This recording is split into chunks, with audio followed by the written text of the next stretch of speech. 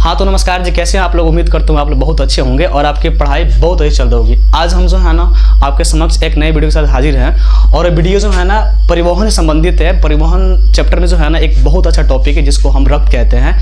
तो रक्त के बारे में हम टोटली जानने वाले हैं। इससे पहले कि हम रक्त के बारे में आपको बताएं, हम आपको बता देना चाहते हैं कि परिवहन क्या है। तो परिवहन एक ऐसी क्रिया है जिसके द्वारा हमारे शरीर में खाद्य पदार्थों का स्थानांतरण होता है। जो भी हम पोषक तत्व अचीव करते हैं, ग्रहण करते हैं, उनका बॉडी में जो हमें एक जगह से दूसरी जगह तक जो पहुंचाने वाला काम होता है वो परिवहन के माध्यम से होता है। परिवहन में हम पढ़ रहे हैं रक्त, और रक्त से संबंधित कुछ ऐसे टॉपिक के बारे में आपको बताने वाले हैं जहां से क्वेश्चन आपके एग्जाम में सीधे आ जाते हैं, यानी पूछ लिए जाते हैं। तो चलिए गौर फरमाइएगा। सबसे पहले हम जानेंगे रक्त क्या है। तो रक्त जो है एक प्रकार का तरल संयोजी ऊतक है। तरल का मतलब होता है इसमें बहाव की प्रवृत्ति होती है, और संयोजी का मतलब होता है कि कि रक्त जो है हमारे बॉडी के में हर एक अंग को एक दूसरे से जो है ना कनेक्ट करके जोड़ के रखता है। इसलिए इसको हम बहता है तो तरल कहते हैं। और चूंकि ये हमारे बॉडी के हर एक हिस्से को एक दूसरे से क्या जोड़ के रखता है, कनेक्ट करके करवा कर रखता है, इसलिए इसे हम संयोजी कह सकते हैं, है ना। और ये जो क्या करता है, ये हमारे बॉडी में O2 और CO2 का परिवहन करता है। रक्त जो है हमारे बॉडी में O2 और CO2 का परिवर्तन करता है, यानी ऑक्सीजन और जो कार्बन डाइऑक्साइड है उसका परिवहन वाला कार्य करता है, ठीक है। उसके बाद हमें जानेंगे कि रक्त का जो निर्माण है कैसे होता है और कहाँ होता है। तो रक्त का निर्माण, जैसे कि आपको पता है कि जो भी न्यूट्रिएंट्स हम ग्रहण करते हैं उनके माध्यम से क्या होता है, रक्त का निर्माण होता है। और रक्त का जो निर्माण है हमारी बॉडी में दो कंडीशन में होता है। यदि कोई व्यक्ति वयस्क है, यानी जवान आदमी है, युवा आदमी है, तो उसके बॉडी में जो है ना रक्त का निर्माण जो है अस्थि मज्जा में होता है। अस्थि मज्जा आपको बता दें कि अस्थि मज्जा जो है ये, जैसे कि आपको हम एक चीज़ इमेजिन करवाते हैं कि जरा सोचिए कि अगर आप चिकन खाते हैं तो चिकन वाले पार्ट में देखिएगा जो कांट वाला पार्ट होता है उसमें एक पार्ट जो होता है ऐसे करके होता है, ठीक है ना, अस्थि वाला पार्ट होता है। इसमें अस्थि मज्जा जो होता है इसमें क्या होता है कि ऊपर अस्थि होता है और नीचे जो है ना ऐसे मज्जा की तरह होता है, ठीक है ना। इसमें आप देखिएगा रेड कलर का जो है ना ऐसे कुछ पदार्थ होते हैं, है ना। तो इसको जो अंदर रेड कलर का पदार्थ है इसको हम मज्जा कहते हैं, और जो ऊपर वाला पार्ट है उसको अस्थि कहते हैं, है ना। अब इसी अस्थि मज्जे के अंदर जो है किसका निर्माण होता है, तो खून का निर्माण होता है, अगर व्यक्ति वयस्क है तो, ठीक है। लेकिन अगर जीव जो है शिशु है या भ्रूण है, यानी जब तक बच्चा जो है गर्भ में है तब तक उसको भ्रूण ही माना जाता है, और जब वो गर्भ से बाहर निकलता है तो उसे हम शिशु कहते हैं। तो सेम चीज़ है ना। तो शिशु में जो रक्त निर्माण है इसके लिए कंडीशन अलग है। उसमें जो रक्त निर्माण होता है यकृत यानी लीवर में होता है। तो यहाँ पे दो कंडीशन अप्लाई होता है। रक्त का निर्माण जो है मानव शरीर में दो कंडीशन में होता है। जब कोई व्यक्ति जवान होता है तो उसके बॉडी में जो है ना रक्त निर्माण अस्थि मज्जा में होता है, और वही व्यक्ति जब भ्रूण होता है, शिशु होता है, तो उसके बॉडी में रक्त निर्माण जो है कहाँ होता है, यकृत में होता है, ठीक है। नेक्स्ट पॉइंट जो है ना रक्त में जो है ना दो तरह के पोषक तत्व पाए जाते हैं, है ना। रक्त में है दो तरह के पोषक तत्व पाए जाते हैं जो कि बहुत ही इंपॉर्टेंट होते हैं। पहला पोषक तत्व जो होता है प्रोटीन होता है। प्रोटीन जो है कौन होता है, तो हीमोग्लोबिन, यानी रक्त में हीमोग्लोबिन नाम का प्रोटीन पाया जाता है। रक्त में हीमोग्लोबिन नाम का प्रोटीन पाया जाता है, और ऐसे हीमोग्लोबिन का बहुत कारनामा है। हीमोग्लोबिन एक ऐसा प्रोटीन है जो शरीर में क्या करता है, O2 और CO2 का परिवहन करने के साथ साथ ये क्या करता है, रक्त को लाल दिखाने का भी काम करता है। तो यदि अगर आपसे कोई पूछता है कि रक्त लाल क्यों होता है, तो आप सीधा जवाब दीजिएगा रक्त जो है ना, रक्त के लाल होने के पीछे रीजन है उसमें पाया जाने वाला प्रोटीन, और उस प्रोटीन का नाम कहती है हीमोग्लोबिन, ठीक है ना। तो रक्त लाल क्यों होता है, तो हीमोग्लोबिन की उपस्थिति की वजह से। और हीमोग्लोबिन क्या है, तो हीमोग्लोबिन एक प्रकार का प्रोटीन है जो रक्त में ही पाया जाता है, और ये क्या करता है, O2 और CO2 का परिवहन वाला कार्य करता है, ठीक है। इसलिए इसको हम ऑक्सीजन वाहक कहते हैं। रक्त को क्या कहते हैं, ऑक्सीजन वाहक कहते हैं, है ना, CO2 वाहक कहते हैं, ठीक है। आगे हम देखेंगे कि रक्त में जो दूसरा तत्व पाया जाता है उसे आयरन कहते हैं।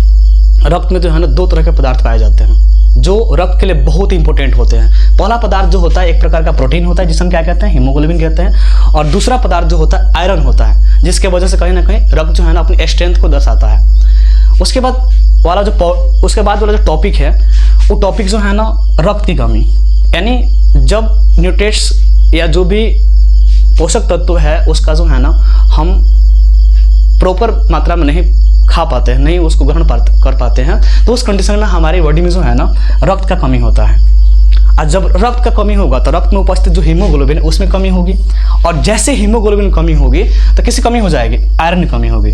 उस कंडीशन में व्यक्ति जो है ना एक रोग से ग्रसित हो जाता है। उस रोग को हम बोलते हैं अरक्तता, या इसका फेमस नाम है एनीमिया। तो आपके एग्जाम में पूछेगा कि रक्त कमी से कौन सा रोग होता है, तो आप सीधा जवाब दीजिएगा एनीमिया या अरक्तता। अगर कोई पूछेगा कि हीमोग्लोबिन कमी से कौन सा रोग होता है, तो एनीमिया या अरक्तता। इसका जवाब सेम ही होगा। अगर आपसे कोई पूछता है कि रक्त में आयरन की कमी से कौन सा रोग होता है, तो सेम वही जवाब होगा, यानी एनीमिया, ठीक है ना। उसके बाद अगला टॉपिक जो है ना, रक्त का जो पीएच मान है कितना होता है, तो रक्त का पीएच मान जो है ना, यानी पोटेंशियल हाइड्रोजन जो होता है ये 7.4 होता है, ठीक है ना।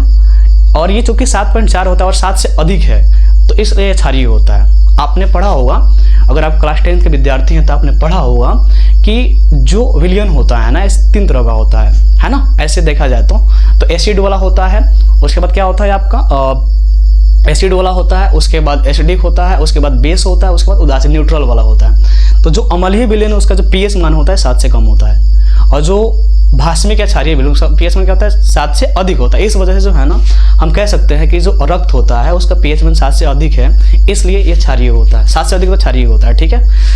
यहाँ पे एक और सबसे मोस्ट टॉपिक है, उसको हम रक्तचाप की माप बोलते हैं, है ना। यानी रक्तचाप की माप जो है किस यंत्र के माध्यम से की जाती है, उस यंत्र का नाम क्या है, एस्फाइग्मोमैनोमीटर।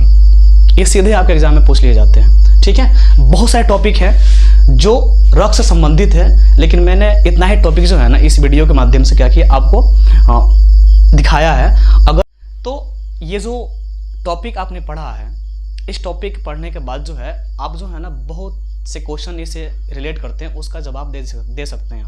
सबसे पहला क्वेश्चन होगा कि रक्त जो है कैसा ऊतक है, तो रक्त जो है एक तरल संयोजी ऊतक है। दूसरा क्वेश्चन कि रक्त कौन सा कार्य करता है, तो O2 और CO2 का परिवहन करता है। तीसरा क्वेश्चन कि रक्त का निर्माण जो है कहाँ होता है, तो रक्त का निर्माण जो है अस्थि में जमा होता है। अगर कोई व्यक्ति जवान है, युवा है, तो अगर कोई व्यक्ति शिशु या भ्रूण है तो उसमें रक्त का निर्माण कहाँ होता है, तो लीवर में होता है। सबसे मोस्ट सवाल कि रक्त में कौन सा तत्व पाया जाता है, रक्त में कौन सा तत्व पाया जाता है, तो इसका सीधा जवाब होगा आयरन, ठीक है ना।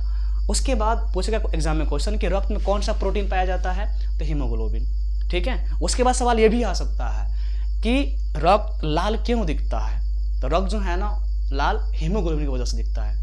उसके बाद सवाल ये भी आ सकता है आपके एग्जाम में कि रक्त की कमी से कौन सा रोग होता है, कौन सा रोग होता है, तो उसका जवाब होगा सीधा अरक्तता या एनीमिया। ज़्यादा फेमस जो है ना एनीमिया ही है। अगर कोई पूछता है कि हीमोग्लोबिन की कमी से कौन सा रोग होता है, तो एनीमिया या अरक्तता, ठीक है ना। अगर आपसे कोई पूछता है कि आयरन की कमी से कौन सा रोग होता है, तो आप उसका भी जवाब क्या दे सकते हैं, अरक्तता या एनीमिया, ठीक है ना। उसके बाद ये सारी चीज़ें जो है ना, पीएच मान क्या होता है इसका 7.4। रक्तचाप की माप जो है ना किसके माध्यम से की जाती है, तो एस्फाइग्मोमैनोमीटर के माध्यम से की जाती है। तो इसमें जितने सारे मैंने टॉपिक बता रखा है, वो सारे टॉपिक जो है ना आपके एग्जाम में सीधे पूछे जाते हैं, ठीक है। धन्यवाद। पर इस टॉपिक से आपको थोड़ा सा भी मतलब फायदा होता है, बेनिफिट होता है, तो मैं अपने आप को सौभाग्यवान समझूंगा। धन्यवाद।